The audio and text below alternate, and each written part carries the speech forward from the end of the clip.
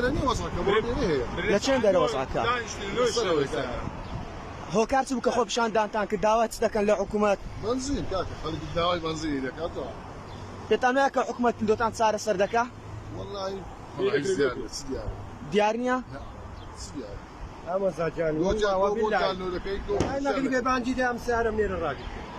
ملاي مغربي او شو الناس سعرين وشتينا لا حكم تواونيا يعني اوكي جاي وزيانا هرون یارمەتی دەدەن حکوومەت پێ دوای یارمەتی بدەن والقران لا سالم او تريجي لحفظ سبيني الرينا كريتو اما لينا مار ميران وقتها هرون ايش اسمه هۆکار چەکە ماردوێران بۆ داوا چ دەکەی داواکاریەکان بچنە من اسم معيشتهم لسه سيارين ئێ والله معاش منيح والله كسمني كاسبين والله كسمني يعني انساري هذا الروج 20000 كيف ياكل ايش بس لا بنزين يدور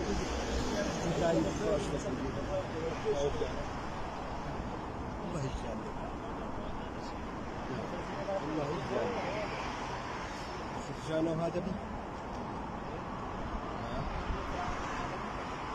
من الشويه دي راس صابون كابراك تيشو تسري بريكا ويكا حكومه دستي قوري وامني امشي هي بابي او ريلو متصاب دوس باس دەست خۆش داواکاری ئێوە چییە لەلایەنی پەیوەندیدا وفاتا كتاو كاريمان اوي بنزخاني زياد كان بو تاكسي ليش برا بنزخاني زياد كان رو خراتر دبي لفرم سرين مظاهره بيقولوا لو بنزخاني زاده هادو السايت قفات كربو ويكون كوي بتي هم بو اوليداتي هادو السايت قفات يقول برا هۆکار چییە کە حکوومەت ئاوڕتان لێ ناداتەوە بەپیل داواکاریەکانتاندا نایەت كاكا تشكينا من امر روجه ومظاهريه انا ظالم بول بداوكاري تاكسي ناكل يعني امر روجه عمل الشيء وصلت كده خداش الشيء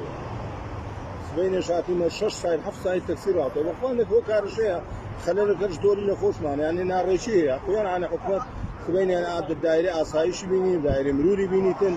يعني ليله سرك الريق بخاطوه ولو بنزينه كش كما بس اخوان بنزخانه بو تاكسي زياده يعني اواخر صار سنابي زۆر چاکە باش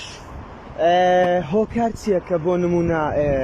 خەڵک بێزارە لە حکوومەت یان داواکاری ئێوە چییە بەگشتی پێتان وایە حکوومەت بەپیل داواکاریەکانتانەوە دێت ناوە چ دیانە بە داواکاریمان مسلمینی ئەو زادە قەپات بە داواکاریمە ناتێت حکوومەتیش بە داواکاریتان ناچبینی هذا هەردوو شایت قەپات بوو یەک بە شەر ناتێت زۆر باشە سوپاس